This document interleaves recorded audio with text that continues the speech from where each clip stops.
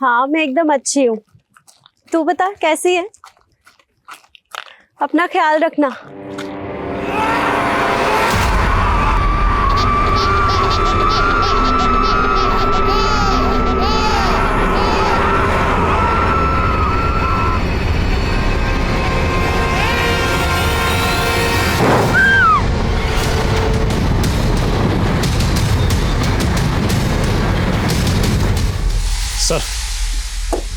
Sir ये औरत इस घर को देखकर डर कर भागी। जिस घर में इतना बड़ा कांड हुआ उस घर से लोग डरेंगे तो है ही। तो इसने एक और मासूम की जान ले ली।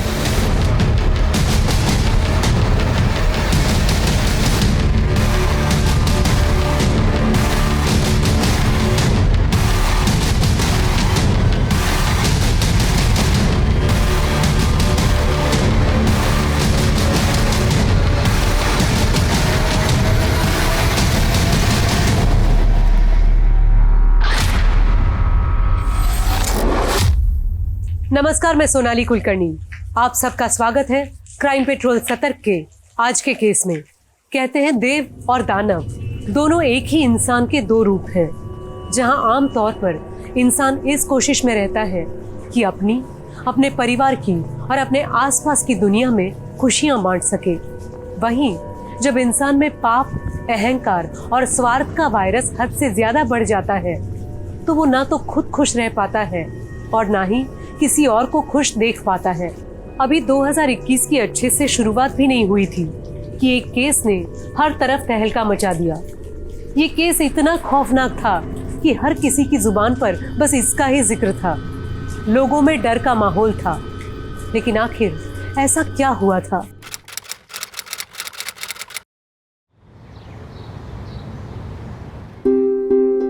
बहू, ये रसोई की क्या हालत कर रखी है तुमने? कितनी गंदगी मचा रखी है तुमने?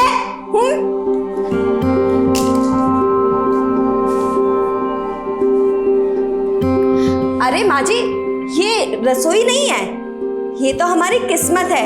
जितना भी रगड़ लो साफ ही नहीं होती है। बताओ बताओ कैसी लगी मेरी एक्टिंग? तृप्ति एमबीए की है तूने, टाइम पास के लिए पता नहीं क्या वीडियो बनाती रहती है। तो अच्छा सा काम कर। विपिन भैया, लोगों को हंसाने से भी अच्छा कोई काम हो सकता है? एक तेरे चोंचले और एक तेरी ज्योति भाभी के। तुम आजकल की लड़कियों की जिंदगी में जिम्मेदारी नाम की कोई चीज है? अब क्या हुआ माँ? क्या हुआ? तू यहाँ वीडियो में घुसी रहती है और वहां तेरी ज्योति भाभी अपने सैर सपाटे में। उसे इतना भी ख्याल नहीं है कि 6 महीने का दूध पीता बच्चा है उसका घर में। लो, अब ये भी शुरू हो गया। मैं देखती हूँ। तू बैठ, तू ये सुनील को देखे नाश्ता, मैं देखती हूँ उसे। नहीं नहीं मेरे बच्चे नहीं रोना। ओले लो, मैं आ गई। ओले दादू आ गई, तो आ गई। हाँ अभी आई, मम्मी आएगी।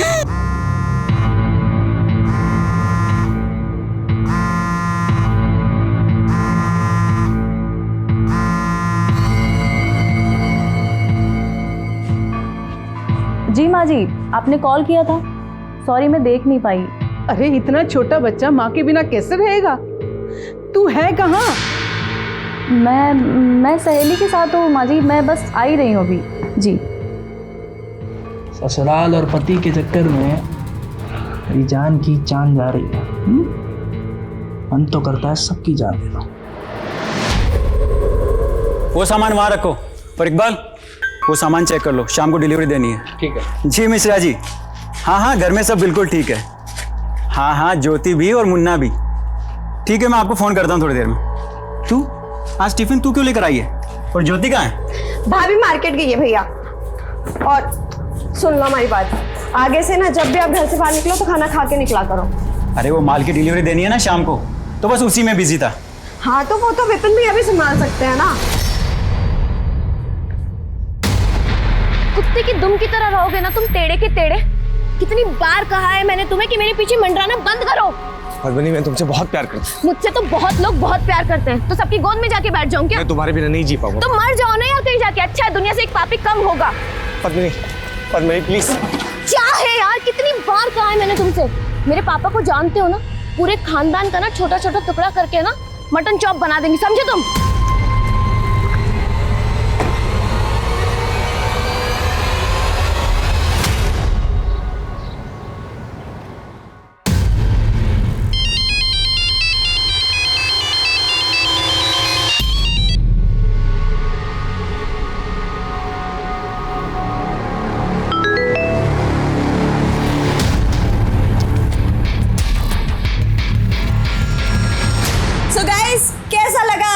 प्लानिंग पर मेरा ये कॉमिक एक्ट। कल की शुरुआत हो उससे पहले ही मैं उसकी प्लानिंग कर लेती हूँ। ये देखिए मेरा प्लानर, इसमें सब कुछ लिखा है कि मुझे कल क्या करना है क्या नहीं। लाइफ और बिजनेस में आगे बढ़ने के लिए प्लानिंग की बहुत जरूरत होती है। इसी तरह कल नए सब्जेक्ट के साथ हम लोग किसी कॉमिक एक्ट में। अरे भैया, क्या जरूरत थी मेरे वीडियो में आने की? पूरा वीडियो खराब कर दिया आपने। बाय द वे, तू क्या कह रही थी? लाइफ में सब कुछ प्लानिंग से हो जाता है। हाँ भैया। लाइफ जब नाच नचाती है ना, तो इंसान की सारी प्लानिंग धरी की धरी रह जाती है।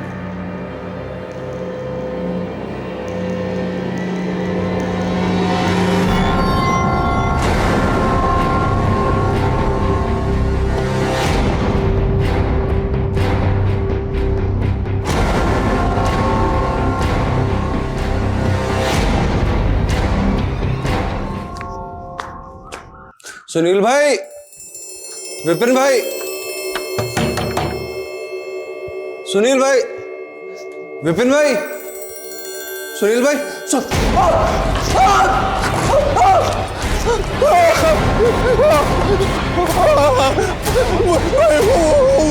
सुनील भाई।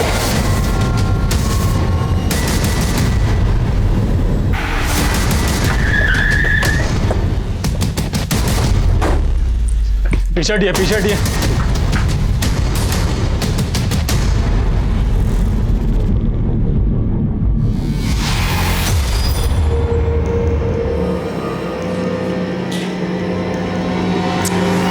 छह 7 महीने का बच्चा होगा। बच्चे तक की जान। एक लाश बेडरूम में भी है।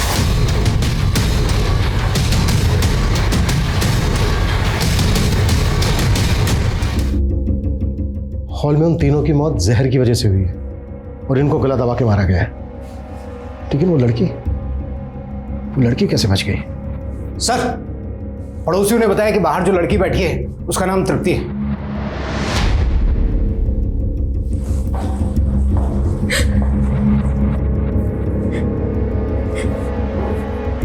तृप्ति, कैसे हुआ ये सब?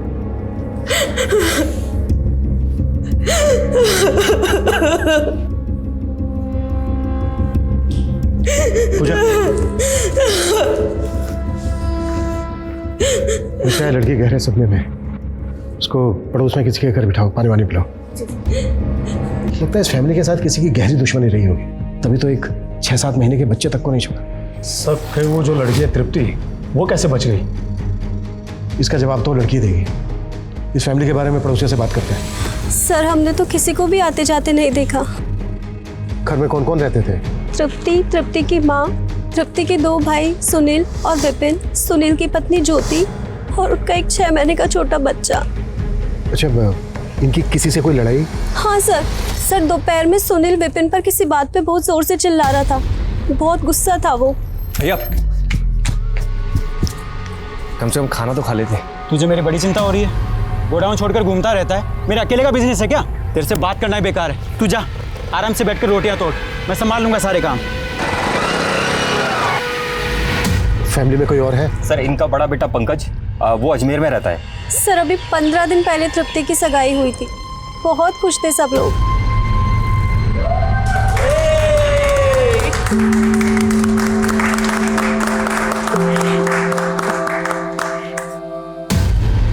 सर, सुनील भाई ने आज मुझे बिल्डिंग मटेरियल लाने के लिए दुकान पर बुलाया था। मैं दुकान पर पहुंचा तो दुकान बंद थी, तो मैंने सोचा कि घर जाके उन्हें वापस बुला लेता हूँ दुकान पर। यहाँ पर पहुंचा तो सर दरवाजा पहले से ही खुला हुआ था। अभिषेक, सुनील के बारे में पता करो, दुकान जाओ उसके। सब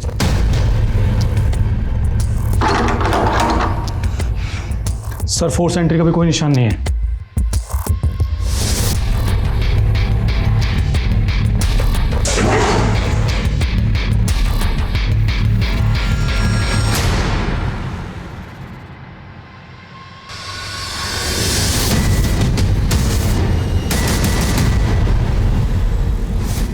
घर में चोरी तो नहीं हुई है? किचन में कल की तैयारी करके रखी गई थी, चने भीगे हुए थे, सारी एक्टिविटीज तो नॉर्मल लग रही है। अमर, इन सबके फ़ोन टेक्निकल डिपार्टमेंट को भेजो। किचन में जो बचा हुआ खाना है वो फॉरेंसिक के लिए भेजो, ताकि ये पता चल सके कि जहर किस चीज़ में था। और इन सब की बॉडी पोस्टमार्टम के लिए भेजो। सर, तृप्ति, संभालो अपने आप को। पानी पियो।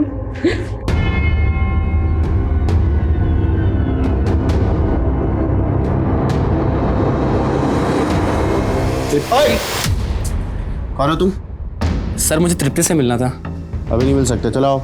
सर लेकिन सर टेरेस का डोर भी ओपन है और घर का मेन डोर भी। सर हो सकता है कि कोई टेरेस से आया हो और मेन डोर से चला गया हो, या फिर कोई मेन डोर से एंटर किया और टेरेस से निकल गया हो। लेकिन जहर देके मारने का काम कोई जान पहचान वाला ही कर सकता है, कोई ऐसा जिसकी पहुंच किचन तक हो। पॉसिबल है? सर, मैंने दुकान में मालूम किया, सुनील वहां पर नहीं है, ना ही किसी और को उसके बारे में कुछ पता है। सुनील कहाँ गायब हो सकता है? सुनील का नंबर पता करो, नंबर ट्रेस करो उसका। एक बात समझ में नहीं आ रही है, उस वक्त घर में जितने भी लोग मौजूद थे कोई नहीं बचा, तृप्ति कैसे बच गई?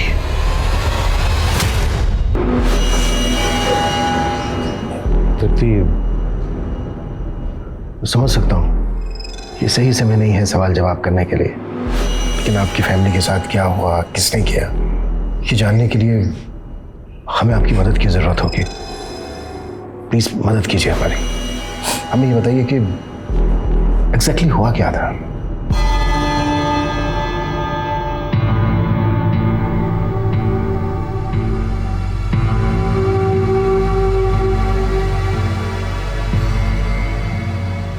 माँ, कुछ हुआ है क्या भैया भाभी में? तू छोड़, तू बीच में मत पड़, इसको साफ कर, गंदी हो रही है बहुत। तू कहाँ चल दिया? मैं आता हूँ, दुकान पर बहुत काम है। अरे खाना तो खा जा बेटा, अरे 10 मिनट लगेंगे। अरे माँ अभी नहीं खा सकता, माल की डिलीवरी देनी है। भैया, भैया, माँ मैं एक सेकंड। उसके बाद विपिन सुनील के पीछे पीछे बाहर गया, बाहर दोनों में झगड़ा हुआ जैसा कि इन्होंने बताया। उसके बाद क्या हुआ? उसके आगे? उसके बाद विपिन भैया वापस आए और हम सब ने साथ मिलकर खाना खाया और हर रोज की तरह हम सभी अपने अपने रूम में सोने के लिए चले गए। हम सभी की आदत थी दिन का खाना खाने के बाद 1-2 घंटे की नींद लेने की। 2 घंटे बाद अपने रूम से बाहर आई तो मैंने देखा। अच्छा तृप्ति, आप सब लोगों ने साथ में खाना खाया, वही खाना खाया, सेम खाना खाया सबने, तो आप कैसे बच गए? मुझे नहीं मालूम सर। आप अपने रूम में सो रही थी खाना खाने के बाद, तो आपने किसी तरह की कोई आवाज सुनी? नहीं सर, मैं अपना रूम लॉक करके सोती हूँ और फैन भी ऑन था, तो मुझे कुछ नहीं सुनाई दिया।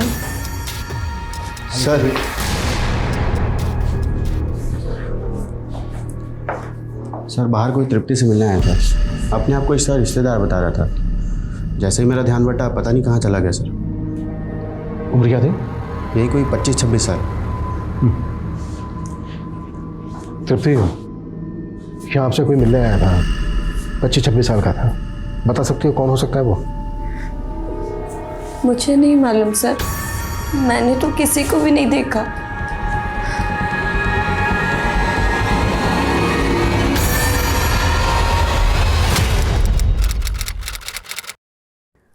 सर मैंने तृप्ति की बेल के लिए अप्लाई किया है। देखिए, आप तृप्ति की टीचर रह चुकी हैं, भावना में बह के खामखा अपना समय बर्बाद कर रही हैं आप। तृप्ति के खिलाफ बहुत स्ट्रॉन्ग केस है, बेल मिल नहीं पाएगी उसको। देखिए सर, मैं तृप्ति को कॉलेज के टाइम से जानती हूँ और ये भी जानती हूँ कि वो अपने फैमिली मेम्बर्स को नहीं मार सकती, क्योंकि वो अपने परिवार वालों से बहुत ज़्यादा प्यार करती थी। चलो, साहब ने बुलाया तुम्हें।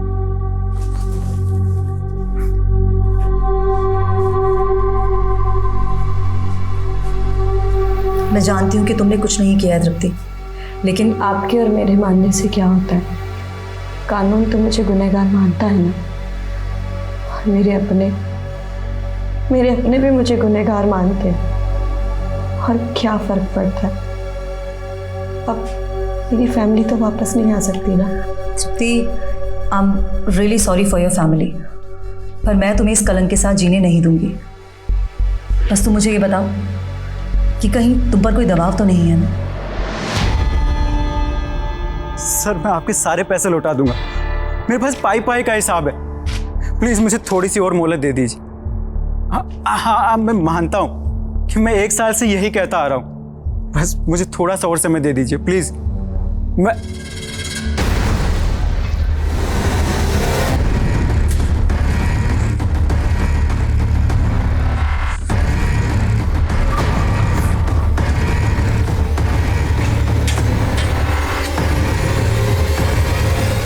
आज लेट हो गई, अरे चलो खाना खाते हैं। हाँ चल।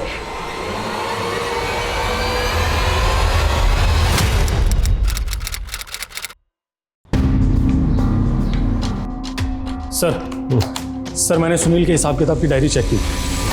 सर उसके ऊपर बहुत बड़ा कर्ज था। सर सुनील ने जिससे 50 लाख का लोन लिया था, मैंने उससे भी बात की। सर उसका कहना है कि सुनील उसे बार बार एश्योर कर रहा था कि उसके पैसे दे देगा, लेकिन सर सुनील प्रेशर में तो था। लेकिन उसके लिए वो अपनी फैमिली को क्यों मारेगा? सर हो सकता है बेइज्जती के डर से। सर हम उसके फ़ोन को भी ट्रेस करने की कोशिश कर रहे हैं, लेकिन उसका फ़ोन बंद आ रहा है। सर उसके फ़ोन की लास्ट लोकेशन मार्केट की है।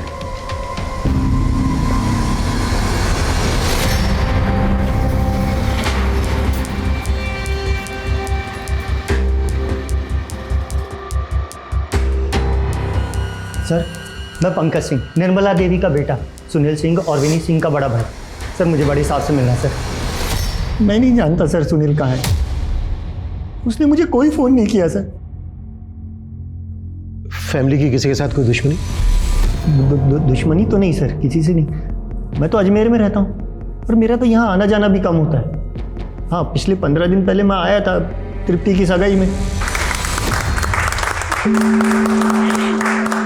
अरे वाह देवर जी, आपने तो बहुत अच्छा लड़का ढूंढा है तृप्ति के लिए। अरे मैं तो कहता हूँ अब इसकी भी सगाई करा दो। क्यों बे, करा दे तेरी सगाई।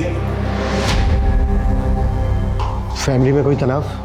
तनाव तो बस एक ही थी, विपिन की वाइफ पद्मनी। सर कहने को तो पद्मनी के पिताजी कानपुर के बहुत बड़े हैं, पर पूरा का पूरा परिवार एक नंबर का दबंग। पद्मनी और विपिन में 1 साल पहले लड़ाई हुई तो पद्मनी यहाँ जयपुर में अपनी मौसी के यहाँ शिफ्ट हो गए। दोनों तलाक लेने वाले भी थे। कोई और जो फैमिली के बहुत करीब हो? हाँ सर, विपिन और सुनील का नौकर इकबाल, वो उनका गोडाउन भी संभालता है और उसका हमारे घर पर आना जाना भी है। इकबाल?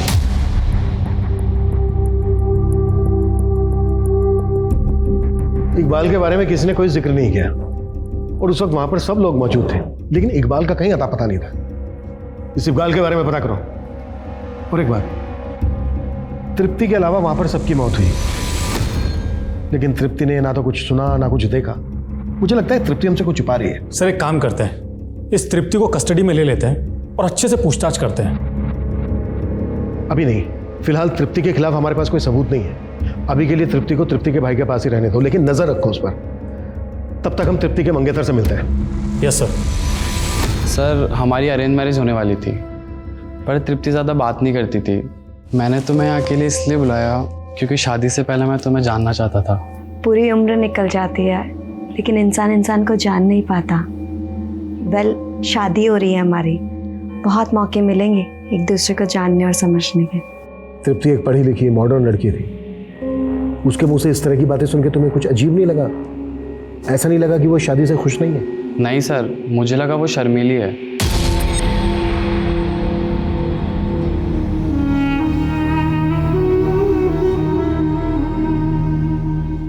कहते हैं अपनों की हंसी और उनकी खुशी से बढ़कर और कुछ नहीं होता। अपने परिवार के लिए इंसान अपनी जान भी दे सकता है, लेकिन इस केस में परिवार के कत्ल की सुई 2 लोगों पर जाकर टिकी थी, एक तृप्ति और दूसरा सुनील। पुलिस इस केस से जुड़े और भी पहलू खंगालने की कोशिश कर रही थी, लेकिन इन दोनों पर उन्हें पक्का शक था। तो क्या इन दोनों में से किसी एक ने परिवार के बाकी लोगों का खून किया था, या अपराधी इतना शातिर था कि पुलिस की आंखों में धूल झोंकने में कामयाब हो गया? आखिर वो कौन था और उसके वहशीपन के पीछे क्या वजह थी? अल्लाह कसम साहब, मुझे कुछ भी नहीं मालूम। तेरे मालिक और उसकी पूरी फैमिली की हत्या हो गई, और तू फरार था। अरे साहब वो तो मैंने छुट्टी ली थी, मेरी बीवी को मायके छोड़ने के लिए जाना था ना, इसीलिए। तुझे गुस्सा था ना अपने मालिक पे? नहीं साहब, दोनों मालिक नेक आदमी थे। सुनील की कोई लड़ाई थी विपिन या फैमिली से? सुनील भाई का तो पता नहीं साहब, लेकिन हाँ जो उनके बड़े भाई हैं पंकज, उनकी जरूर विपिन भाई से 1-2 बार कहा सुनी हुई है। बहुत हो गई तेरी मनमर्जी, और नहीं चलेगी। दिल का ताड़ बनाने की आदत हो गई आपकी। एक बात बताऊं आपको, पापा को तो कभी आपने अपना माना नहीं, तो बाकी फैमिली को तो जाने दीजिए। अब तू ज्यादा मत बोल, एक बात याद रख, मैं तुझसे बड़ा हूं। और क्यों हुई थी कहा सुनी?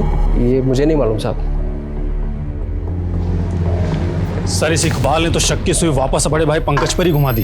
पंकज और इकबाल दोनों की कुंडली निकालो और ये भी पता करो कि सुनील कौन से बिल में जाके यस सर। सर विपिन की वाइफ पद्मिनी आई। सुना है विपिन और उसकी फैमिली से काफी प्रॉब्लम थी आपको? विपिन से प्यार करते थे हम, और प्यार में इंसान सूरदास तो हो ही जाता है, तो हमने भी उससे शादी कर ली।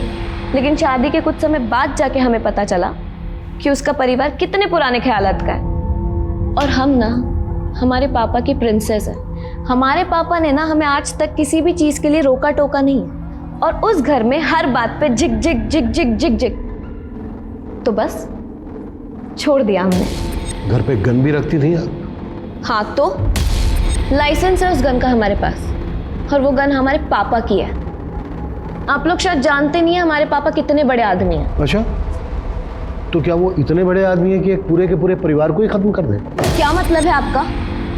देखिए आप ना हमें अच्छे इंसान लग रहे हैं, इसलिए अभी तक हम आपसे तमीज से पेश आ रहे हैं, वरना 2 मिनट नहीं लगेगी आपकी वर्दी उतरवाने में। और आप हमारी बंदूक के पीछे काहे पड़े हैं? हमारी बंदूक की गोली खा के मरे हैं क्या वो लोग? नहीं ना, जहर खा के मरे। तो फिर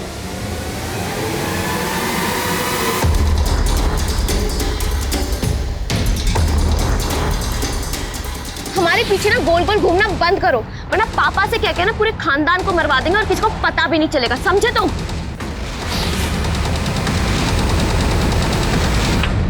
सर सबकी पोस्टमार्टम रिपोर्ट आ गई है। तो पेपर, प्लास्टिक, टेक्सटाइल इंडस्ट्री में यूज होता है ना? सर इलीगल मार्केट में भी मिल जाता है। सब जगह पता करो। और तृप्ति के बारे में क्या पता चला? सर तृप्ति के सभी दोस्तों से पूछताछ की हमने, उन सबका यही कहना है कि तृप्ति बहुत अच्छी लड़की है, लेकिन सर हम पूरी कोशिश कर रहे हैं पता करने की। जल्दी पता करो सर।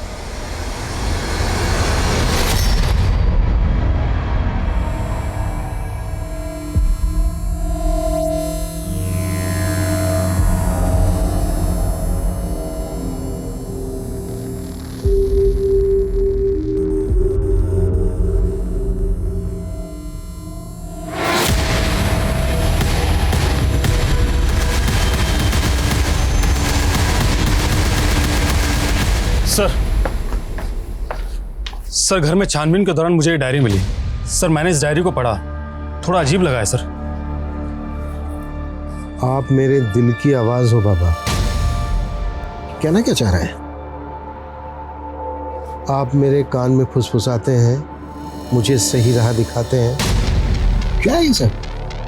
सर मुझे तो ये किसी तांत्रिक का चक्कर लग रहा है। और यहाँ एक PNR नंबर भी लिखा है, 17 मार्च की डेट लिखी है इसकी, तो 15 मार्च को सबके मर्डर हुए थे। पता करो ये PNR नंबर किसका है, ये डायरी किसकी, और वो बाबा कौन? Yes sir. हाँ सर, ये विपिन भैया की हैंड राइटिंग है। और सर वो पूजा पाठी थे, पूजा पाठ में बहुत विश्वास करते थे, पर वो कभी तंत्र मंत्र में विश्वास नहीं करते थे। और विपिन भैया हमारे पापा को भी कभी कभी बाबा कहा करते थे। लेकिन माँ का ऑपरेशन, तेरी सगाई, ये सब बातें तो पिताजी के गुजरने की बात की है। फिर इन सब बातों का जिक्र इस डायरी में कैसे? तो फिर किस बाबा के बारे में लिखा है इसमें? सच सच बताओ, क्या विपिन का किसी बाबा से मिलना जुलना था? पता नहीं सर, लेकिन विपिन हमारे पिताजी के गुजरने के बाद से बहुत ज़्यादा परेशान रहने लगा था सर। पहले तो वो बहुत रोया, उसके बाद लड़ाई हुई, हमने उसे चुपके से बेहोशी की दवाई दे दी और फिर पिताजी का संस्कार किया। लेकिन सर पापा की मौत के बाद में विपिन बात बात पर लड़ने लगा था। तो क्या हो सकता है कि विपिन ने किसी तांत्रिक के बहकावे में आकर अपने घर वालों की और अपनी जान ली हो? मेरा दिल नहीं मानता सर, वो ऐसा नहीं कर सकता सर। अगर आप लोगों को कुछ भी याद है जो आपसे छूट गया हो तो आप हमें कॉल कीजिएगा। चलो। सर, वो सुनील भैया का कुछ पता चला क्या? फिलहाल तो नहीं, हम पता लगाने की कोशिश कर रहे हैं।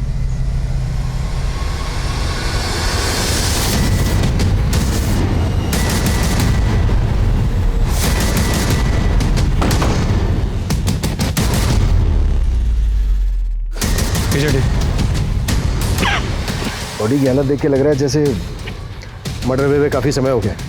चेक करो, पूरा चेक करो, कुछ मिलता है क्या? देखो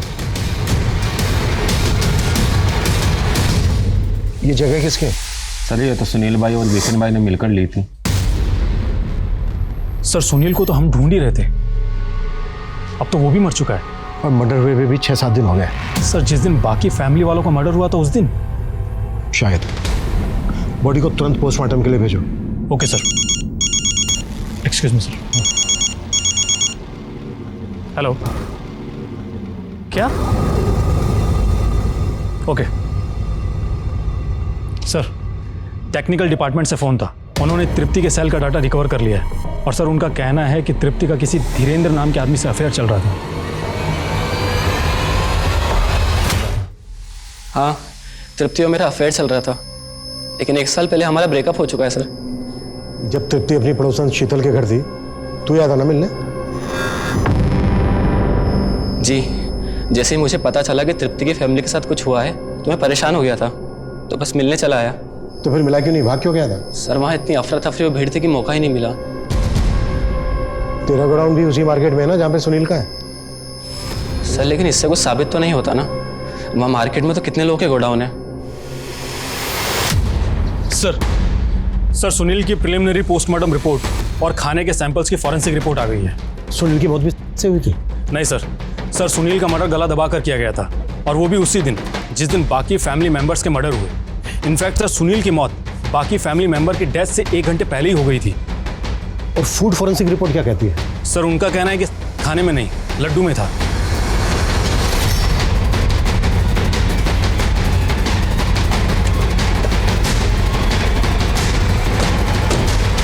प्यार आप धीरेन्द्र से करती थी और सगाई हुई आपकी अखिल के साथ। सर, धीरेन्द्र मेरा पास्ट था और आजकल किसके अफेयर नहीं होते। अच्छा, आपकी माँ के अलावा घर में सबकी मौत जहरीले लड्डू खाने की वजह से हुई। सबने कोई लड्डू खाए थे? ले मिठाई।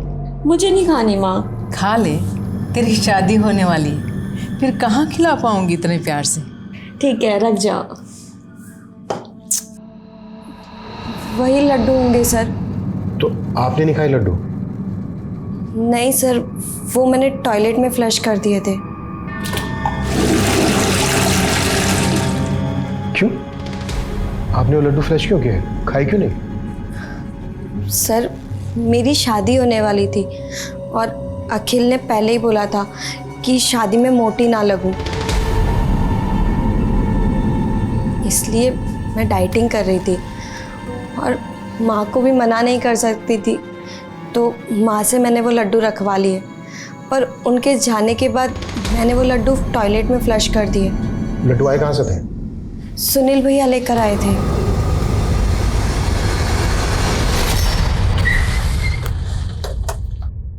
सर, तृप्ति की भाभी ज्योति किसी प्रभात नाम के आदमी के टच में थी।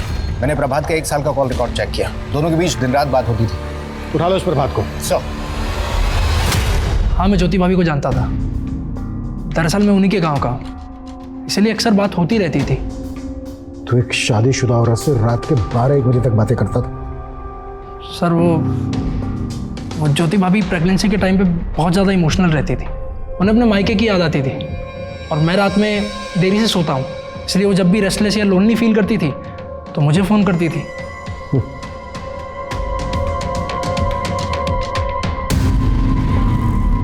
ये प्रभात और ज्योति के बारे में अच्छे से पता करो, कुछ तो खिचड़ी पक रही थी इन दोनों के बीच। सर ये सब क्या है? इसमें मेरे पुराने कपड़े हैं। एक एनजीओ है जो जरूरतमंद लोगों को पुराने कपड़े देता है, बस उन्हीं को देने चाह रही थी। अच्छा, तो अगर मैं पुराना हो गया तो मुझे भी किसी एनजीओ में दान कर देगी क्या? तुम्हें तो मैं ऐसे बांध के रखूंगी। माँ चल तू चल, जानती है कौन है वो हमारे बराबरी का भी नहीं है। छोटे लोगों में हम शादी नहीं करते। लेकिन माँ मैं उससे बहुत प्यार करती हूँ।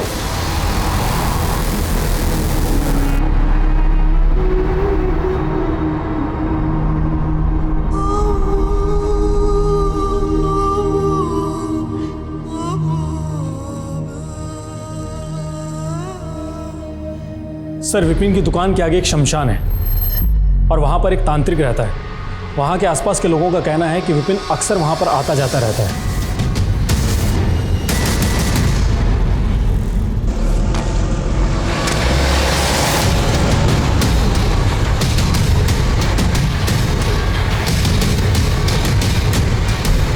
हाँ साहब, विपिन आता था मेरे पास। तू तो कहता कि बिजनेस में प्रॉफिट होगा, किसी काम का नहीं है तू, ढोंगी है, पाखंडी है। अपने आप को असली सिद्ध पुरुष कहता है। असली सिद्ध पुरुष मेरे बाबा थे, मेरे पापा, और वो जो चाहे ना वो कर सकते थे, मेरा सारा बिगड़ा काम बनाते थे। आया अपने आपको बाबा कहने, बार बार आया करता था मेरे पास। ऐसा लगता था जैसे वो मेरी शक्ति आजमा रहा हो या मेरा मजाक उड़ा रहा हो। ऐसा क्यों करेगा वो? इसके पीछे कोई लॉजिक तो है नहीं। सर, प्रभात के मोबाइल फोन के डिलीटेड मैसेज में हमें कुछ मैसेज मिले हैं। ये तो सुनील के मैसेज है। सुनील प्रभात को ऐसे मैसेज क्यों भेजेगा? सर, हमें भी अजीब लगा तो हमने सुनील, ज्योति और प्रभात तीनों के बैंक अकाउंट चेक किए। सर, ज्योति पिछले 1 साल से रेगुलर बेसिस पे प्रभात के अकाउंट में पैसा ट्रांसफर कर रही थी। कभी 20,000, कभी 50,000, तो कभी 1 लाख रुपए। सर, प्रभात और ज्योति के मोबाइल अक्सर एक साथ स्टेशन रोड पर एक्टिव रहते थे। सर, मैंने पता किया है तो मालूम चला है कि वो किसी होटल में मिलते थे। ये लीजिए आपकी चाय। सुनिए ना आप, बोलो। मेरा माँ के पास जाने का बहुत दिल हो रहा है। मैं तो बहुत बिजी हूँ। वो तुम्हारे गांव वाला है ना प्रभात, उसके साथ चले जाओ, अच्छा आदमी है।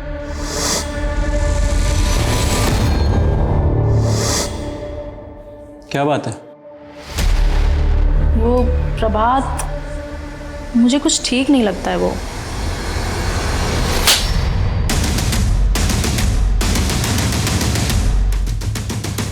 अब बोलेगा?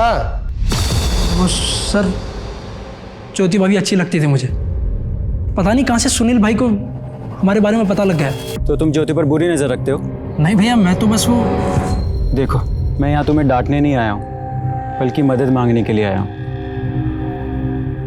शादी के 5 साल बाद भी हमारे घर में बच्चे का जन्म नहीं हुआ, लेकिन खोट मुझी में। अगर समाज को पता चला तो बहुत बदनामी होगी। अगर तुम चाहो तो उसके साथ मुझे बस बच्चा चाहिए जिसे मैं अपना नाम दे सकूं। और फिर तूने सुनील को ब्लैकमेल करना शुरू कर दिया। जब उनका बच्चा हुआ तो मेरे मन में लालच आ गया। सच तो यह है कि तेरा और ज्योति का अफेयर शुरू हो गया था। किसी वजह से ज्योति ने तुझे मना कर दिया, तुझे गुस्सा आया, इसलिए तूने पूरी फैमिली को खत्म कर दिया। नहीं सर, ऐसा कुछ भी नहीं है। ऐसे नहीं खुलेगा कुत्ता इसका। सर, विपिन ने एक वीडियो फाइल पद्मनी को भेजी थी। ये फाइल उसके डेटा में थी। इसमें तो ऑडियो ही नहीं है, और ये वीडियो भेजने के जस्ट बाद ही विपिन की मौत हुई होगी।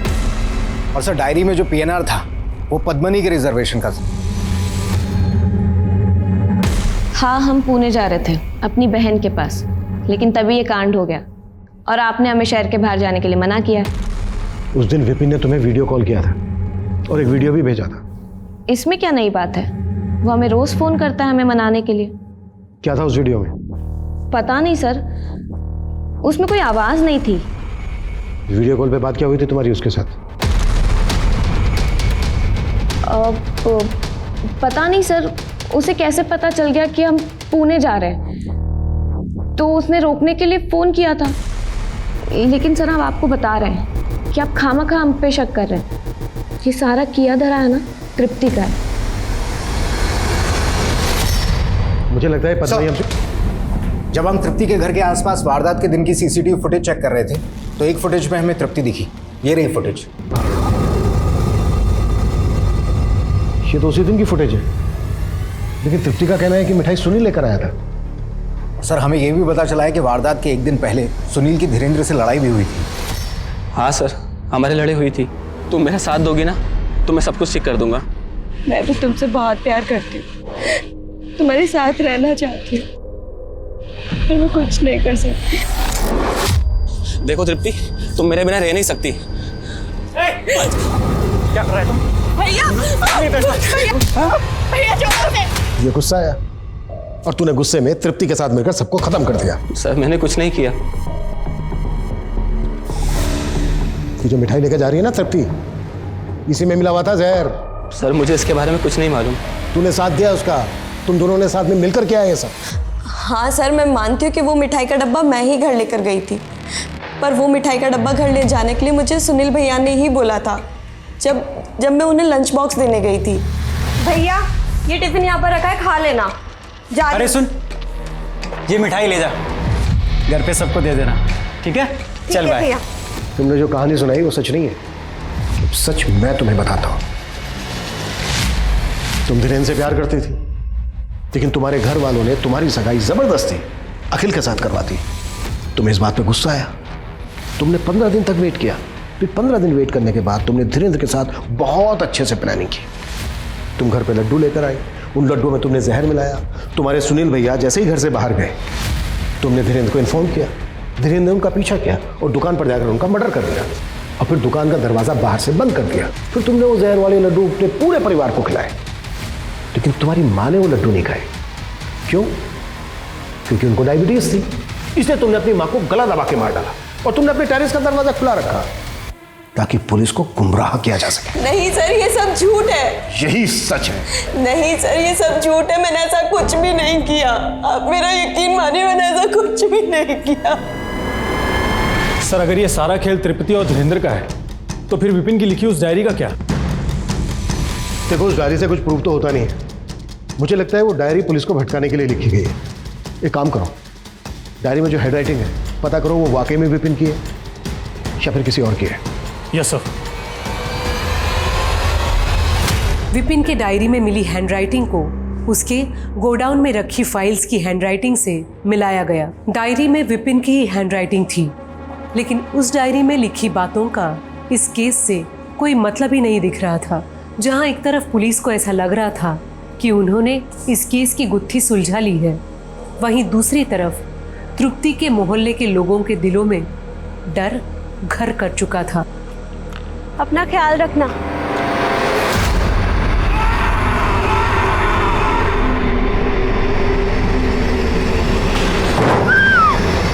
जहर वाली मिठाई का डब्बा तृप्ति अपने साथ घर लेकर गई थी और एक बस वही थी जो जिंदा बची थी। इसी आधार पर पुलिस ने तृप्ति और धीरेन्द्र को गिरफ्तार कर लिया। तृप्ति, तुम्हारे अगेंस्ट बहुत स्ट्रॉन्ग केस बना है। मुझे जो कहना था वो मैं कह चुकी। अब अगर ईश्वर की यही इच्छा है तो फिर यही सही। ऐसे मत बोलो तृप्ति, उस पर भरोसा रखो, मैं कुछ नहीं होने दूंगी तुम्हें। आप अगर सच में मेरी मदद करना चाहती हैं तो आपसे एक रिक्वेस्ट है। बोलो। कोर्ट में अपील कीजिएगा कि मुझे फांसी की सजा, उम्र कैद नहीं, क्योंकि मैं जल्द से जल्द अपने परिवार से मिलना चाहती हूँ।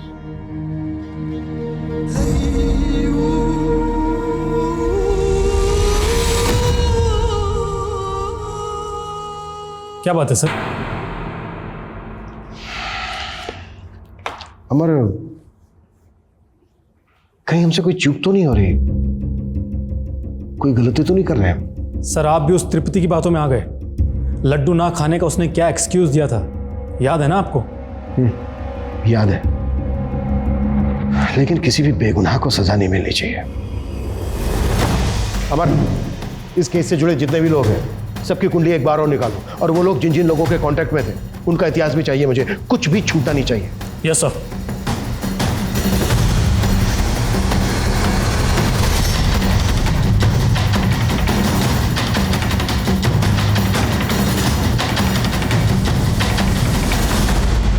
सर एक कांटेक्ट मिला है, इसके कनेक्शन में पेपर मिल के 2 लोग हैं। सर मैंने दोनों से पूछताछ की, सर उन दोनों ने मर्डर से 1 दिन पहले बेचा था।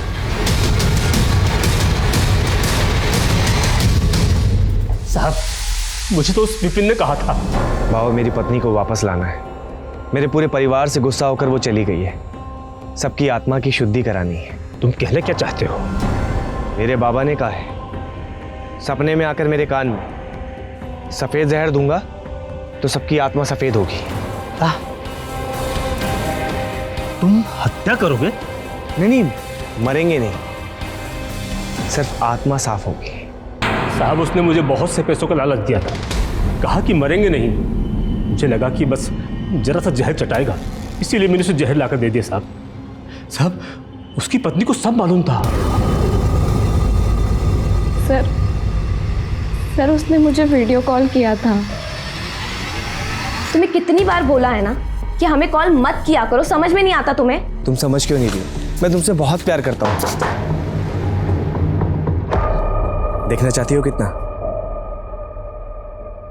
अभी दिखाता हूँ।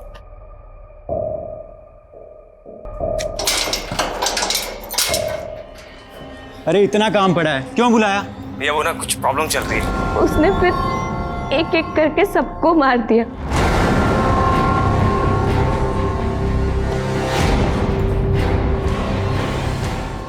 तुम बार बार मेरा फोन क्यों काट रही हो? मैंने जो कुछ भी किया हम दोनों के लिए किया। तुम मुझसे बात नहीं करना चाहती तो कोई बात नहीं। आई लव यू, और ये मेरा आखिरी मैसेज है। ये सब तुमने हमसे पहले क्यों नहीं बताया? क्योंकि सर आपको तो यही लगता ना कि ये सब हमने उसके साथ मिलकर करवाया।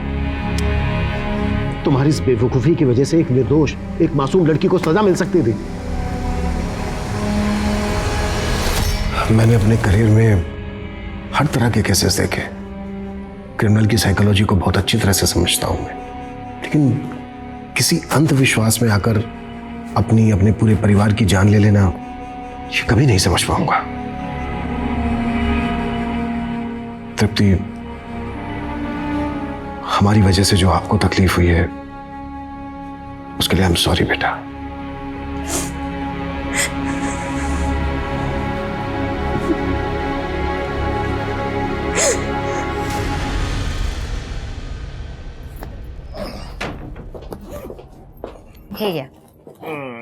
Thank you. लॉकडाउन खत्म ना होता तो कितना अच्छा होता। अब मैं आपके बिना कैसे रहूंगी? मैं भी तो अपनी बीवी को छोड़ के नहीं जाना चाहता, लेकिन क्या करूं, काम में जाना पड़ेगा ना। आई शपथ जल्दी आ जाऊंगा, ठीक है? शेखर दादा। हाँ दादा। अरे वो तेरे दोस्त ने पैसा लिया था, उसका क्या हुआ? दादा वो लॉकडाउन की वजह से अभी तक लौटा नहीं पाया। मैं जल्दी से जल्दी उससे लेके दे देता हूँ। देख धंधा मंदा चल रहा है, ठीक है? उसको बोल जल्दी से जल्दी पैसा वापस चाहिए, मैं वापस आने तक। ठीक है दादा, और अपने वहिनी का ख्याल रखना। बाय। चलो बाय। वहिनी मुझे एक थोड़ा ज़रूरी काम है, मैं शाम तक आ जाऊंगा।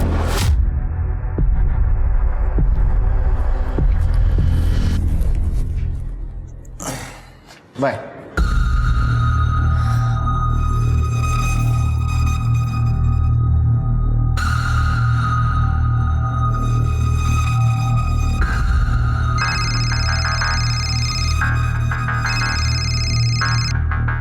आशीष गया, अब तुम्हें कोई खतरा नहीं है। मैं अभी आता हूँ।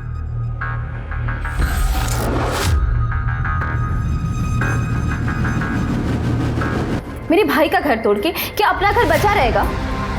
मैं तुम्हें मानसी बहनी के पास बिल्कुल जाने नहीं दूंगी। तू रोकेगी मुझे?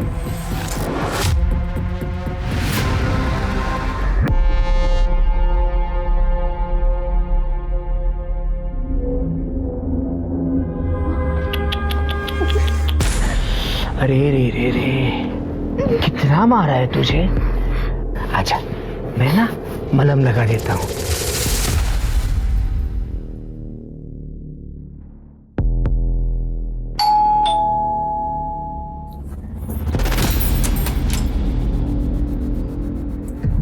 अरे चोरों की तरह नहीं, शेरों की तरह।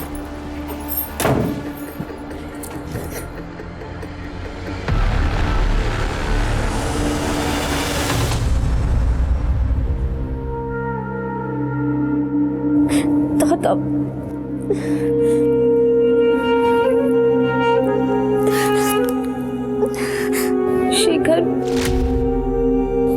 शेखर फोन उठाओ।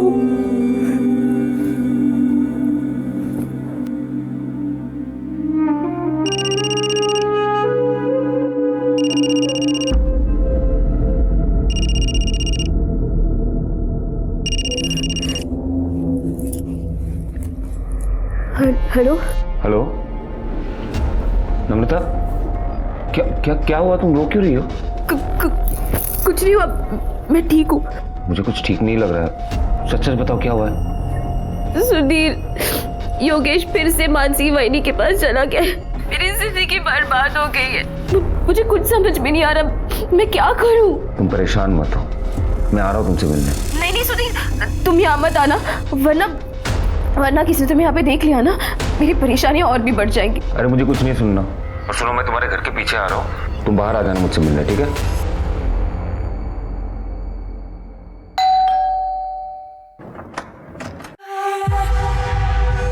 आशीष, कैसी हो? मैं ठीक हूँ। बोल कर गए थे कि जल्दी आ जाऊंगा, लेकिन इतने दिन लगा दिए। अरे क्या करूं मेरी जान, काम धंधे के लिए बाहर तो निकलना पड़ता है ना। फिर ये लॉकडाउन हो गया, अभी भी कैसे आया हूँ सिर्फ मुझे पता है। और इस लॉकडाउन में तुम्हारे बिना मेरी क्या हालत हुई है वो मैं किसे बताऊं? मुझे बताओ ना।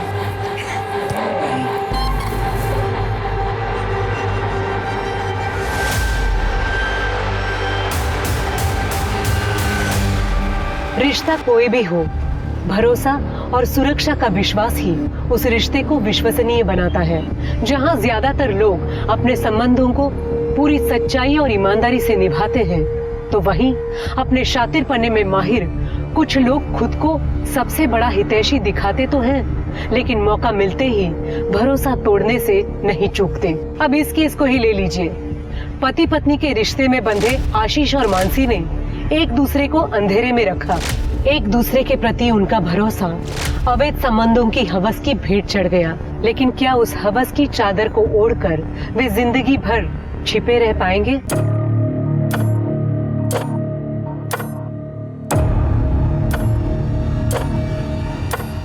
कितनी बेरहमी से मारा है तुम्हें। बता, तुम्हारी आंसू मुझसे सह नहीं जाते। पर मैंने अब सहना सीख लिया है, इन्हीं आंसू के साथ जीना पड़ेगा मुझे। मैं अपने पति को अपनी भाभी के पास जाने से रोक नहीं सकती, और रोका। एक पति जो अपनी पत्नी की बिल्कुल इज्जत नहीं करता, और दूसरा मेरा ससुर जो मेरी इज्जत के पीछे पड़ा हुआ है। एक चोट देता है और दूसरा मरहम लगाने पहुंच जाता है, यहाँ वहां छूता है मुझे। तो तुम चुप क्यों हो? हाँ, अपने भाइयों से बात क्यों नहीं करती? मैंने आशीष दादा को बताया था, पर उन्हें मेरी बातों पर भरोसा ही नहीं है। उन्हें तो बस अपनी बीवी पे भरोसा है। और दूसरा शेखर जो मेरा फोन ही नहीं उठाता। सब अपने अपने लाइफ में बिजी है, किसी को परवाह ही नहीं है कि उनकी बहन की जिंदगी में क्या होता है। नम्रता सुनो, तुम चिंता मत करो। देखो मैं तुम्हारा सबसे अच्छा दोस्त हूँ। इस सिचुएशन में मुझसे जो कुछ भी होगा मैं करूँगा।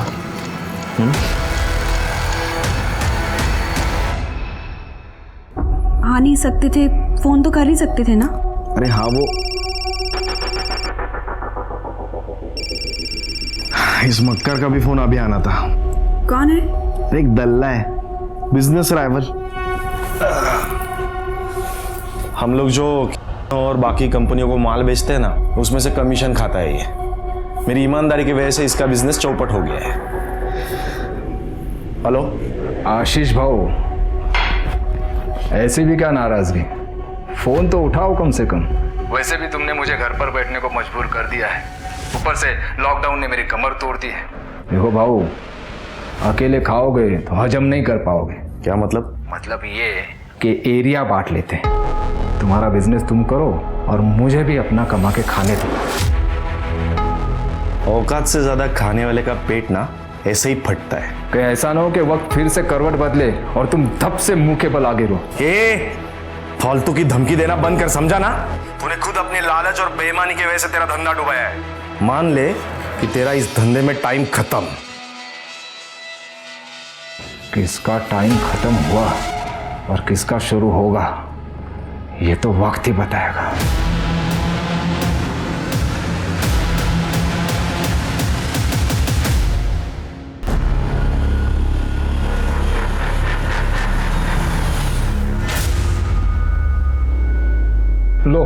तुम मिठाई खाओ।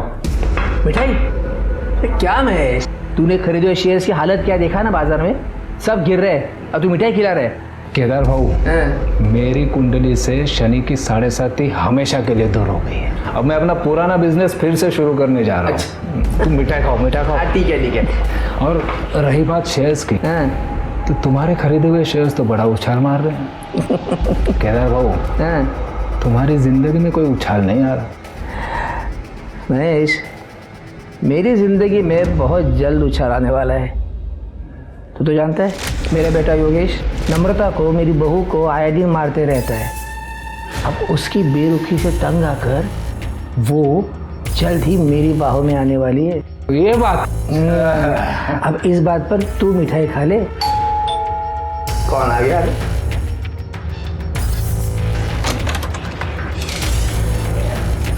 महेश कुलकर्णी। हाँ, मैं संजय, वो शेयर मार्केट में इन्वेस्टमेंट की बात करना चाहता हूँ। हाँ हाँ, आइए आइए।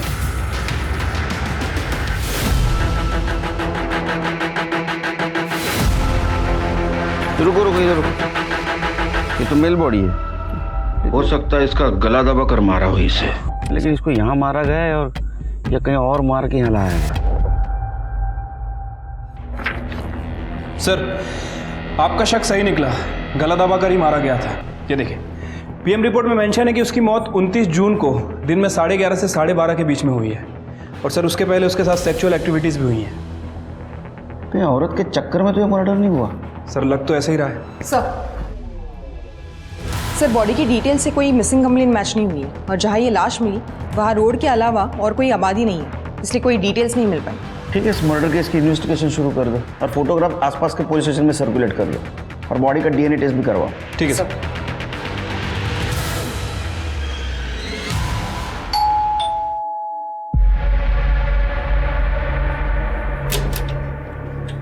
मानसी देशपांडे जी,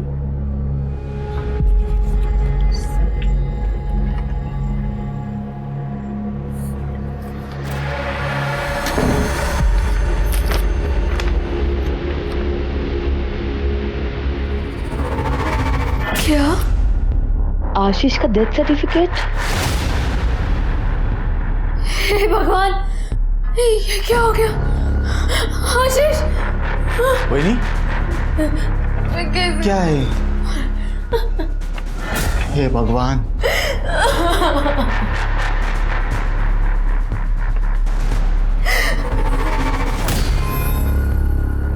फाइनली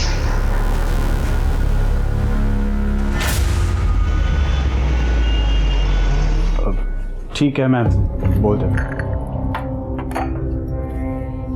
सुनो, क्या हुआ?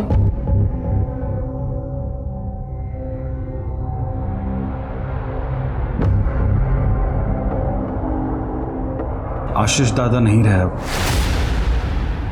कोरोना से उनकी डेथ हो गई है। क्या? ऐसा नहीं हो सकता।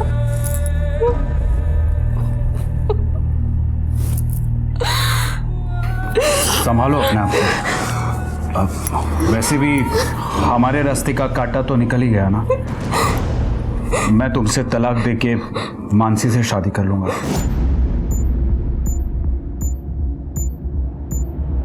तुम्हें जरा सी भी शर्म नहीं आती ना? ऐसा क्यों कर रहे हो तुम मेरे साथ? योगेश, योगेश, रुको योगेश, प्लीज मुझे ऐसे मत ठुकराओ। योगेश, तुम्हारी हिम्मत कैसे हुई नम्रता के साथ ऐसा बिहेव करने की? चलता हो, गेट आउट!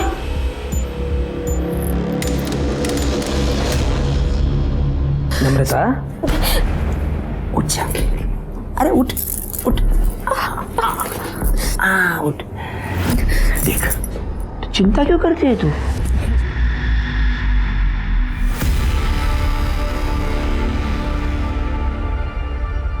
ये नंबर क्यों नहीं लग रहा है? ये आशीष का नंबर कई हफ्तों से स्विच ऑफ क्यों आ रहा है? सब कुछ ठीक हो बस।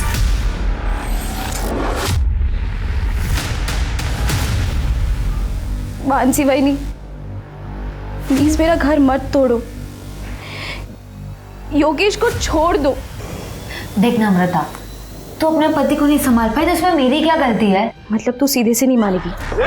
अगर एक बार तूने और हाथ लगाया ना तो तू जिंदा नहीं रहेगी। मेरे बहन को हाथ कैसे लगाया? शेखर, ये मानसी भाई नहीं और ये योगेश दोनों का चक्कर चल रहा है। क्या?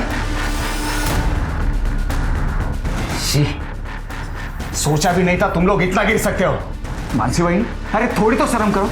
आशीष दादा जाने के बाद तुम लोग तो खुलेआम रंगरलिया मनाने लगे। नम्रता, तू काजी नको करू. मेरे जीते जी मैं ये होने नहीं दूंगा। सर, हमारे पारिवारिक प्रॉपर्टी का बंटवारा करना है। प्रॉपर्टी में कितने बंटवारे? जी, ये मेरे बड़े भाई का डेथ सर्टिफिकेट है। अभी हाल ही में उनकी कोरोना से डेथ हुई है। उनकी एक बीवी है मानसी और मेरी छोटी बहन है नम्रता। इन दोनों का हक बनता है। ऐसा कोई तरीका है जिसे ये मानसी को इस प्रॉपर्टी में से कुछ भी ना मिले? इसलिए हमें ये प्रूव करना होगा कि लीगली वो तुम्हारे भाई की वाइफ है ही नहीं, और दूसरी बात, वो किसी और से शादी कर ले तो उन्हें प्रॉपर्टी का कोई भी हिस्सा नहीं मिल सकता। जी, थैंक यू।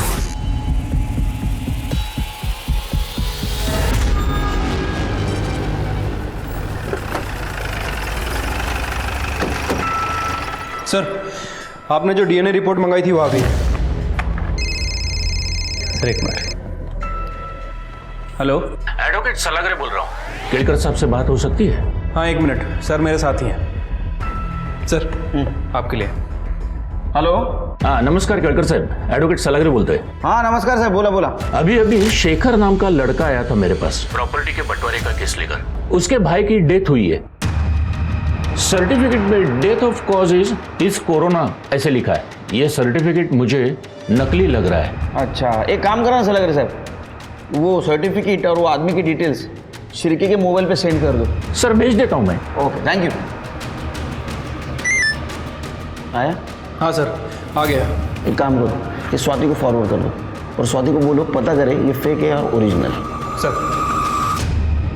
सॉरी मानसी भाभी, उस दिन मैं कुछ ज़्यादा ही बोल गया।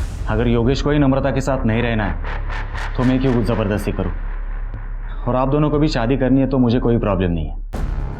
अगर आपको कोई भी हेल्प लगे तो आप मुझे बोल सकते हैं, लेकिन वही नहीं, मैं चाहता हूं कि दादा के बाद उसकी प्रॉपर्टी का हकदार सिर्फ मैं रहूँगा। ठीक है शेखर, वैसे भी तुम्हारी प्रॉपर्टी में मेरी कोई दिलचस्पी नहीं है। मुझे तो सिर्फ योगेश चाहिए। मैं अपनी दुनिया बसाना चाहती हूँ योगेश के साथ।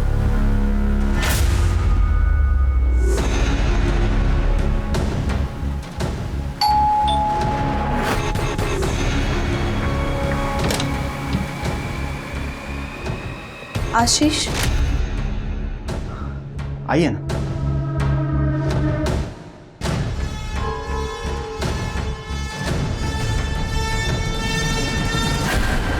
लेकिन आप कौन? मैं आशीष की वाइफ कविता। क्या क्या क्या झूठ बोल रही है आप? आशीष दादा की वाइफ तो ये है मानसी। ये आप क्या कह रहे हैं? आशीष की वाइफ मैं हूँ कविता। अगर आपको विश्वास नहीं होता ना, ये मैरिज सर्टिफिकेट देखिए।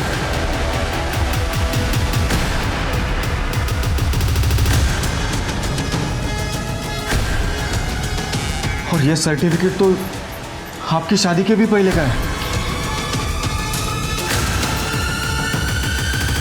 आप आशीष को बुलाइए, आपको सब कुछ पता चल जाएगा। लेकिन आशीष दादा की तो कुछ ही दिनों पहले कोरोना से मौत हो गई है। क्या?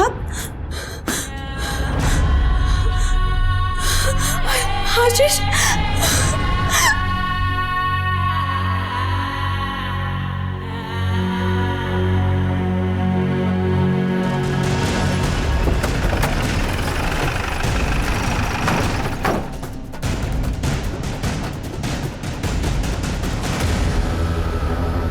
आप में से शेखर कौन है? सर, शेखर मैं हूँ। आपके भाई की कोरोना से मौत हुई, आपको कैसे पता चला? जो सर्टिफिकेट आपने लॉयर को सबमिट किया था, कहाँ से मिला था आपको? सर, वो सर्टिफिकेट तो कुरियर से आया था। हाँ सर, कुरियर तो मैंने खुद रिसीव किया था।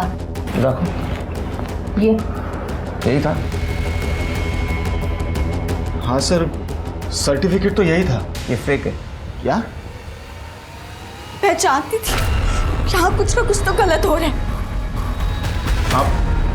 मैं आशीष की वाइफ कविता, लेकिन यहाँ आकर पता चला तो ये कि आशीष की बीवी बनी बैठी है। ज्यादा कुछ बुरा ना तेरा मुंह तोड़ दूंगी मैं। काम कर रहा हूँ। अब आशीष से आखिरी बार कब मिली थी? सर वो 22 जून तक तो यही थे, उसी दिन वो गए थे। हाँ सर, उसी दिन वो मेरे पास भी आए थे। एक हफ्ते के बाद 29 जून को वो बिजनेस टूर के लिए निकल गए थे। अब कभी लंबा इंतजार मत करवाना, और अगर जल्दी नहीं आए ना तुम तो मैं वहाँ पर आ जाऊंगी। चिंता मत करो, हफ्ते 10 दिन में वापस आ जाऊंगा। यार कैब बुक करना भूल गया मैं। तुम पहले कैब बुक कर लो। नहीं यार, लेट हो जाएगा। मैं एक काम करता हूँ, बाप्पा चौक में जाके कैब ले लेता हूँ। साहब, आशीष ने मुझे इस घर और शेखर के बारे में बताया था, और बहुत दिन तक जब आशीष का नंबर स्विच ऑफ गया और ना ही कोई कांटेक्ट हो पाया तो मैं उसे ढूंढते ढूंढते यहाँ तक आ गई। और सर, आशीष दादा भी 22 जून के बाद वापस घर आए ही नहीं। हाँ सर, वो सिन्नर जाने का कह के गए थे। आशीष की किसी के साथ दुश्मनी थी? नहीं सर, उनकी किसी के साथ कोई दुश्मनी नहीं थी। दादा एकदम सीधे आदमी थे, वो सिर्फ अपने काम से काम रखते थे। सब महेश कुलकर्णी, ये आशीष का कॉम्पिटिटर हुआ करता था। आशीष ने अपनी मेहनत और ईमानदारी से का विश्वास जीत लिया था, और जिसकी वजह से महेश का कमीशन का धंधा भी चौपट हो गया था।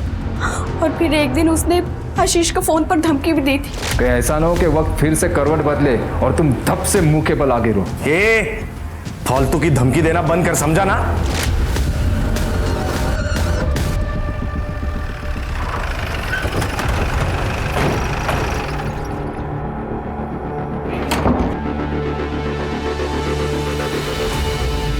परेशान हो गए हमको देख के? नहीं सर, ऐसी कोई बात नहीं है, बताइए मैं क्या कर सकता हूँ। आशीष की वाइफ कह रही थी कि तुमने उसे कुछ धमकाया बिजनेस के सिलसिले में। सर बिजनेस में ये सब होते रहता है। आशीष ने मेरा धंधा चौपट कर दिया था तो गुस्सा तो आएगा ही, फिर भी मैंने समझौते के लिए उसे फ़ोन किया था सर। हाँ उस वक्त थोड़ी बहसबाजी हुई थी बस, बाकी मैं कुछ नहीं जानता सर। नहीं, कुछ जानते हो तो अभी बता दो, क्योंकि हम अगर जानने की कोशिश करेंगे तो बताने के लायक नहीं रहोगे। मैं सच कह रहा हूँ सर, मैं कुछ नहीं जानता।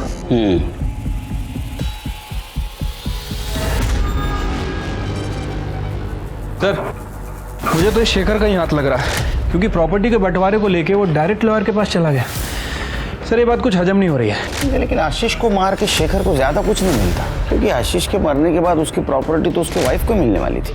ये महेश हमसे कुछ छुपा रहा है। एक काम करो, महेश का सीडीआर रिपोर्ट और मोबाइल लोकेशन ट्रैक करो, और ये जो फेक डेथ सर्टिफिकेट मिला था वो किसने बनवाया था ये भी चेक करो। शायद उससे हमें पता चले कि आशीष के साथ एक्चुअल में क्या हुआ था। ठीक है सर। सर कविता के बयान के मुताबिक 29 जून को आशीष नासिक से निकला था, और उसके अगले ही दिन हमें एक आदमी की लाश मिली थी नासिक के जंगल में। उस बॉडी से शेखर का डीएनए मैच कराओ। सर शेखर का डीएनए मैच होते ही इस बात की भी पुष्टि हो गई, आशीष की फोन लोकेशन और कॉल रिकॉर्ड से भी कोई खास सबूत हाथ नहीं लगा। पुलिस का शक आशीष के बिजनेस राइवल महेश कुलकर्णी पर जाकर ठहर रहा था।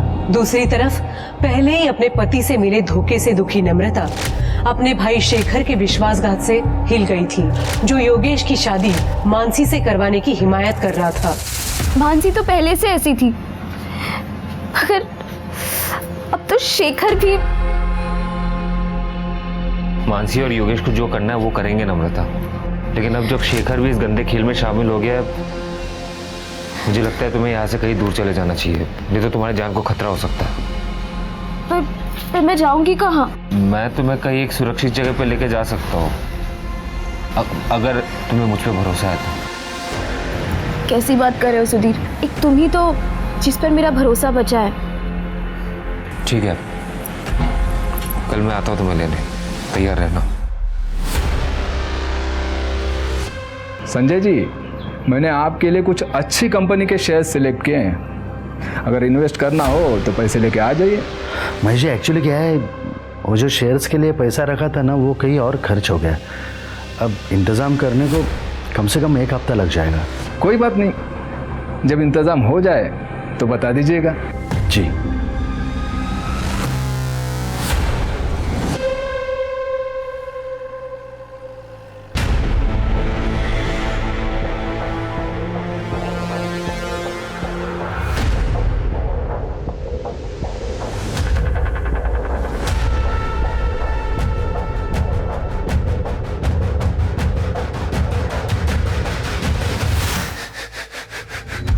नम्रता, नम्रता, नम्रता, क्या है?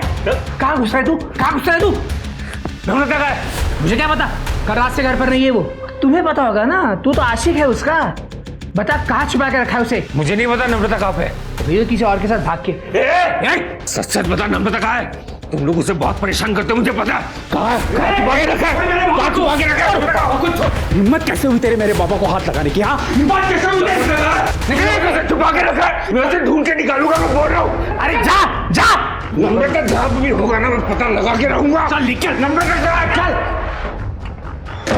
पता लगाता है साला। कातिल बहुत चालाक है शेर के, और इसलिए उसने कोरोना का सहारा लिया। लेकिन सबसे बड़ा सवाल यह है कि आशीष को कहाँ मारा गया, क्योंकि कविता के बयान और आशीष के कॉल डिटेल्स के मुताबिक वो घर से 11 बजे निकला था और उसकी मौत 11:30 से 12:30 के बीच में। तो इसका मतलब उसको रास्ते में ही मारा गया। सर कविता ने हमें बताया था कि आशीष ने घर से कैब बुक नहीं की थी, वो पैदल बापा चौक तक गया, जो वहां से 200 मीटर की दूरी पर। सर हो सकता है इसी बीच आशीष को किडनैप करके मार दिया गया हो, या फिर कातिल उसी कैब में हो। सर लेकिन अगर कातिल ने आशीष को सिन्नर में मारा तो उसकी लाश को नासिक के जंगलों में क्यों फेंक दी? जाहिर सी बात है स्वाति, कातिल नहीं चाहता था कि वो लाश आसानी से किसी को मिले, इसलिए उसने जंगल में उस बॉडी को डंप किया। अरे कहाँ जा रहे हैं? चल तो बात कर। अरे खरडे येऊ दे त्यांना, लोकांच्या तक्रारी ऐकण्यासाठी जगना पडीकडे। सर ये नम्रता गायब हो गई है सर। क्या सर? उसके पति योगेश और आशीष की बीवी मानसी, इन दोनों के बीच में अफेयर चल रहा है सर। सर मुझे पक्का यकीन है इन दोनों ने गायब किया सर। आप उन दोनों को छोड़ना नहीं सर प्लीज। गायब कौन कर सकता है लेकिन नम्रता को? सर शेखर उसका भाई सर वो भी ये कर सकता है सर ये योगेश और मानसी की शादी को रोकने के बजाय वो उसे सपोर्ट कर रहा है प्रॉपर्टी के चक्कर में सर। और नम्रता ने उसे वार्निंग दिया कि अगर उसने ऐसे किया तो प्रॉपर्टी में अपना हिस्सा वो नहीं छोड़ेगी। इन सबसे पूछताछ करनी होगी। अरे सर हमें नहीं पता वो कहाँ चली गई है। हाँ सर, एकदम कैरेक्टरलेस औरत थी, कितनों के साथ उसके चक्कर थे सर, और उसमें से ये एक सुधीर भी है, पूछिए उसको। और सर एक बार तो उस कमीनी के लिए इसने मुझे मारा भी था, पूछो। को जानवर को तारा मारा तूने? हाँ? सब मार क्या होती है ना, मैं तुझे बताता हूँ। तुझे क्यों इतनी तकलीफ हो रही है? हाँ? तेरा अफेयर चल रहा है क्या उस कमीनी के साथ?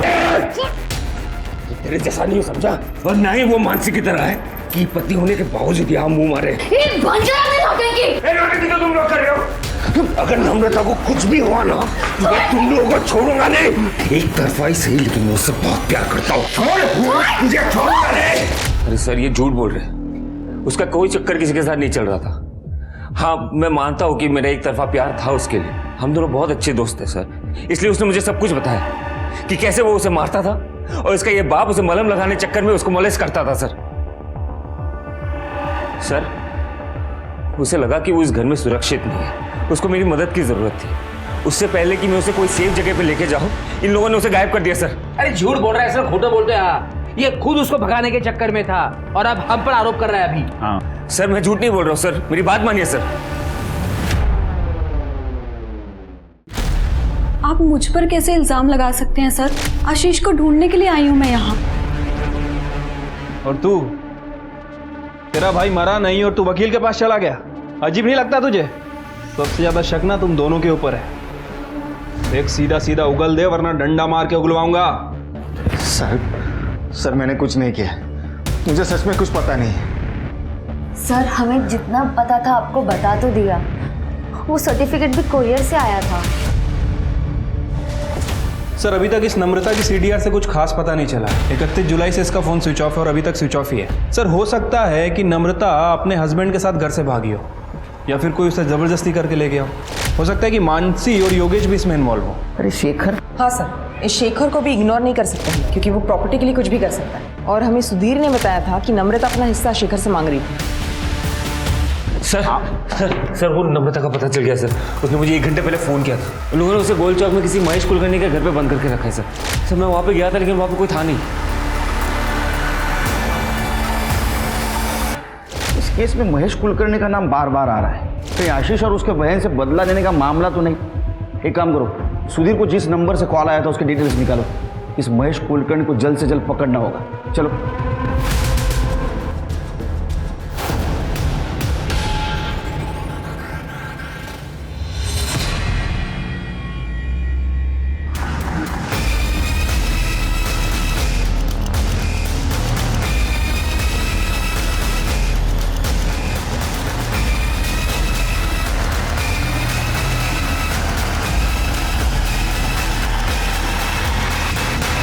सर सर सर यहाँ पे सर ये यहाँ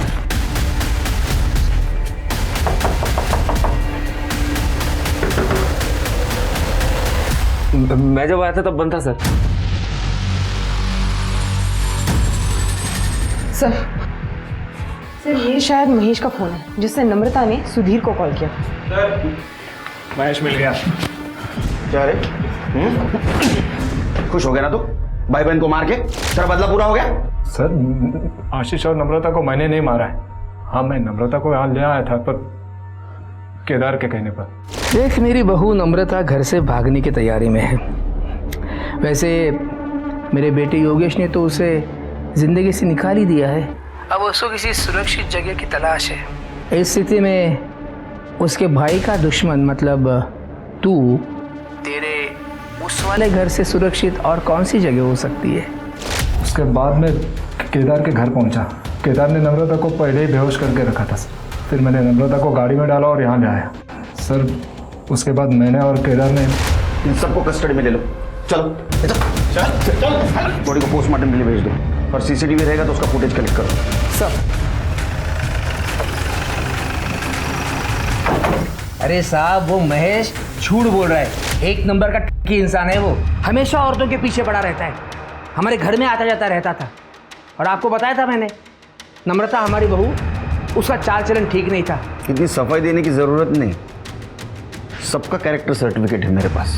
कोई सबूत है आपके पास? आएगा। जिस दिन मेरे हाथ सबूत आएगा मेरा हाथ चलेगा। फिर तेरे हाथ कुछ नहीं रहेगा। ये केदार का सीमेंट सैंपल कलेक्ट करो और क्राइम सीन पे जो उससे मैच करवाओ। सर नम्रता की पीएम रिपोर्ट। सर नम्रता की मौत गला घोटने की वजह से हुई है। इसके अलावा बॉडी पे कहीं कोई स्ट्रगल के निशान नहीं है और मौत 11 से 12 के बीच में हुई है। CCTV footage? नहीं सर वहाँ कोई सीसीटीवी कैमरा नहीं है। ये बात समझ में नहीं आ रही शिरके। ये नम्रता ने सुधीर को कॉल किया, सुधीर ने शेखर को कॉल किया, शेखर वहां तुरंत नहीं पहुंच पाया इसलिए उसने योगेश को कॉल किया। सब लोग वहां थे तो कातिल कौन है?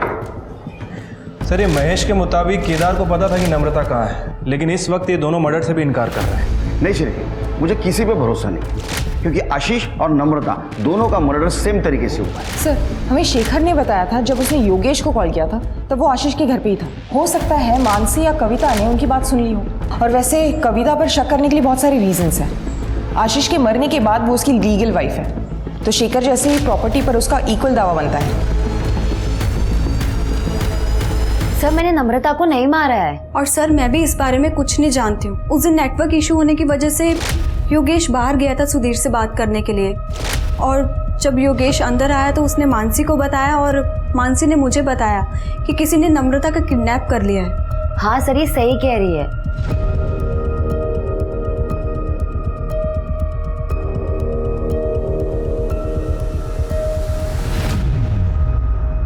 सर आपको क्या लगता है ये दोनों लड़कियां सच बोल रही है या सच को छुपा रही है? ये नम्रता को जिसने भी मारा है बहुत होशियार है। उसे ढूंढने के लिए मैं बहुत मेहनत करनी पड़ेगी। शिरके ये आशीष का डुप्लीकेट डेथ सर्टिफिकेट जिसने भी बनवाया है उसका कुछ पता चला? फिलहाल तो नहीं सर। ठीक है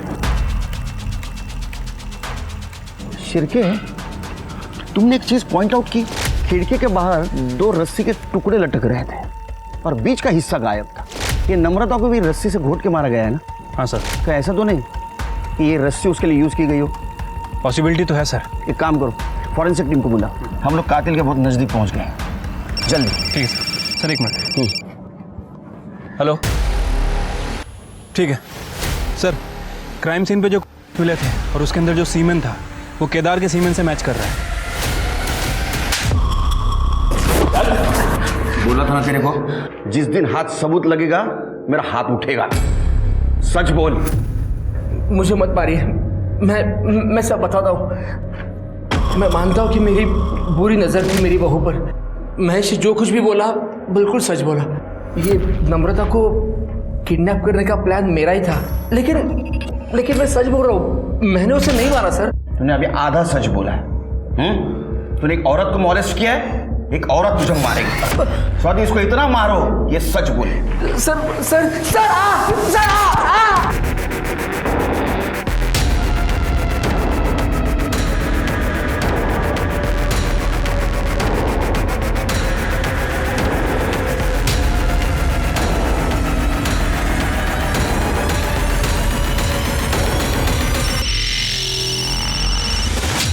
हेलो। कविता किसी को तो मिलने आई है, पर मैं देख नहीं पाया वो किससे मिलने आई है। ठीक है, वो बाहर आने तक वहीं रुको, और अगर पता ना चले वो कौन है तो किसी बहाने से अंदर चले जाना। Okay madam.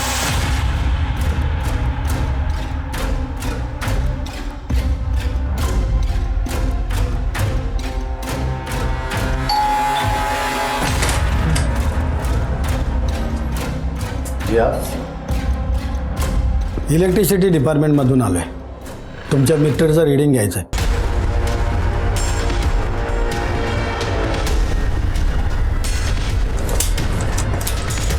सर तुमचं मीटर फॉल्टी आहे, 1 आठवड्यामध्ये तुम्हाला नवीन मीटर दिलं जाईल, पण मालकाचा आम्हाला एक फोटो लागेल।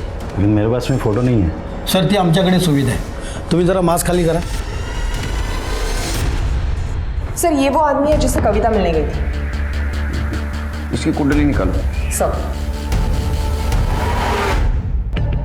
अब मेरे रास्ते में सिर्फ एक ही रोड़ा बचा है, और वो भी अपनी जगह पे पहुंच गया तो फिर सब कुछ अपना, ना कोई रोक टोक, सिर्फ मौज ही मौज।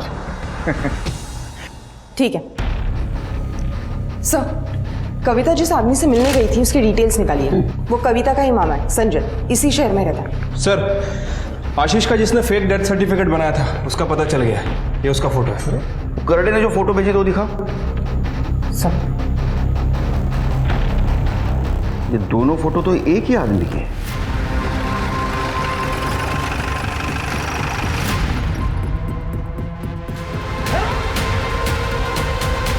ये दोनों फोटो तो एक ही आदमी के हैं। ये देखो, लेकिन इसने आशीष और नम्रता को मारा क्यों होगा? सर 100% प्रॉपर्टी का मामला हो सकता है। प्रॉपर्टी का मामला? अगर प्रॉपर्टी का मामला हो सकता है तो इसका अगला शिकार शेखर हो सकता है। हमें शेखर को बचाना होगा। 1 सेकंड से शेखर बच गया और 1 सेकंड से तू भी बच गया। तुम दोनों के खिलाफ सारे सबूत है हमारे पास। तुम सच बोलो, ये तो हमारा डंडा बोलेगा। बताती हूँ सर, मैं आशीष से बहुत प्यार करती थी। मुझे बिल्कुल भी अंदाज़ा नहीं था कि वो मुझे इतना बड़ा धोखा देगा। वो अक्सर बिजनेस का नाम लेकर सिनर आया करता था, और जब उसने ज़्यादा से ज़्यादा वक्त यहाँ बिताना शुरू कर दिया तो मुझे उस पर शक होने लगा। फिर मैंने ये बात संजय मामा को बताई। इन्होंने आशीष के इस घर पर नज़र रखनी शुरू कर दी। तब हमें पता चला कि आशीष और मानसी शादी कर इस घर में एक साथ में रह रहे हैं। तब मुझसे ये बात बर्दाश्त नहीं हुई सर। मामा, मैं आशीष को कभी माफ नहीं कर सकती, उसे मारना ही होगा। ये तू नहीं, तेरा गुस्सा बोल रहा है। नहीं मामा, ये मेरा आखिरी फैसला है। सही मौका नहीं, उसे मारने के लिए इस घर से अच्छी जगह कोई नहीं हो सकती। Surprise is ready. उठो। आशीष की लाश नासिक के जंगल में मैंने फेंकी। साहब, अभी कोरोना से इतने लोग मर रहे तो हमें लगा कि ये आशीष की मौत भी छिप जाएगी और कविता आशीष की प्रॉपर्टी पे ऐश करेगी। लेकिन साहब, जब हम यहाँ आए तो हमें पता चला कि ये आशीष की तो बहुत सारी प्रॉपर्टी है। फिर हमने सोचा साहब, ये प्रॉपर्टी के जितने भी दावेदार हैं उनको सबको एक एक करके रास्ते से हटा देंगे। कि नम्रता के बारे में कैसे पता चला?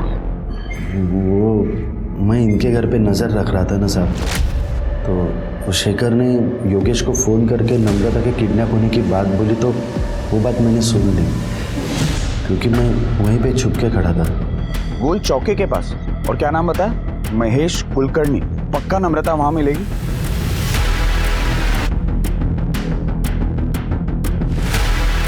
मैं वो एड्रेस पे पहुंचा और नम्रता को गला घोट के मार दिया सर। नम्रता के बाद सिर्फ अभी शेखर बचा था, उसे मारने ही वाले थे साहब, पकड़े गए। तुम्हें पता है लालच और बेवकूफ़ी में तुमने कितनी लोगों की जिंदगियां बर्बाद कर दी। आप दोनों को तो मौत से भी बदतर शिक्षा होनी चाहिए। रिश्ता कोई भी हो, उसमें प्यार और अपनेपन की नमी बनाए रखकर ही लंबे समय तक साथ चला जा सकता है। और इतना जरूर ध्यान दें कि भरोसा कतई टूट ना पाए, वरना परिणाम के तौर पर कोई न कोई दुर्घटना जरूर होकर रहेगी। अब मैं सोनाली कुलकर्णी आपसे विदा लेती हूँ, फिर मिलेंगे एक नए केस के साथ क्राइम पेट्रोल सतर्क जस्टिस रीलोडेड में। तब तक अपना और अपने परिवार का ख्याल रखिए। क्राइम पेट्रोल के और भी दिलचस्प कहानी देखने के लिए हमारे चैनल को सब्सक्राइब करें और बेल आइकॉन दबाना न भूलें।